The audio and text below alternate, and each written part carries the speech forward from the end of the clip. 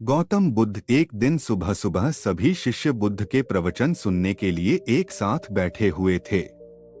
कुछ देर बाद बुद्ध अपने साथ एक रस्सी लेकर आए। तथागत के हाथ में रस्सी देखकर सभी शिष्यों को हैरानी हुई।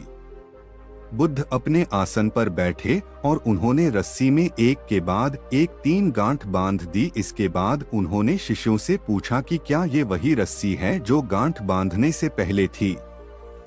इस प्रश्न के जवाब में एक शिष्य ने कहा कि तथागत, इसका उत्तर थोड़ा मुश्किल है। ये हमारे देखने के तरीके पर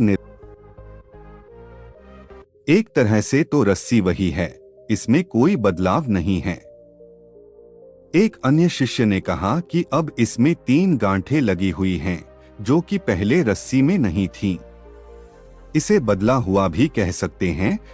कुछ शिष्यों ने कहा कि वास्तव में मूल रूप से रस्सी वही है, लेकिन बदली हुई दिख है, लेकिन इसका मूल स्वरूप बदला नहीं है। शिष्यों की बात सुनकर बुद्ध ने कहा कि आप सभी सही बोल रहे हैं। अब मैं इन गांठों को खोल देता हूं। ये बोलकर बुद्ध रस्सी के दोनों सिरों को खींचने लगे।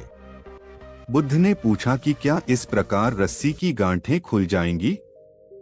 सभी शिष्यों ने कहा कि नहीं, ऐसा करने से तो गांठें और ज्यादा कस जाएंगी। इन्हें खोलना और मुश्किल हो जाएगा। बुद्ध ने कहा कि ठीक है, अब एक अंतिम प्रश्न, इन गांठों को खोलने के लिए हमें क्या करना होगा? शिष्यों ने कहा कि हमें इन गांठों को ध्यान से देखना होगा, जिससे हम जान सकें कि इन्हें कैसे लगाया गया है। इसके बाद हम गांठें आसानी से खोल सकते हैं। बुद्ध इस जवाब से संतुष्ट हो गए और उन्होंने कहा कि ये सही बात है। हम परेशानियों में फंसे रहते हैं और बिना कारण जाने ही उनका हल खोजने लगते हैं, जबकि हमें पहले समस्याओं के मूल को समझना चाहिए। जब समस्याओं की वजह समझ आ जाएगी तो उन्हें सुलझाना बहुत ही आसान हो सकता है।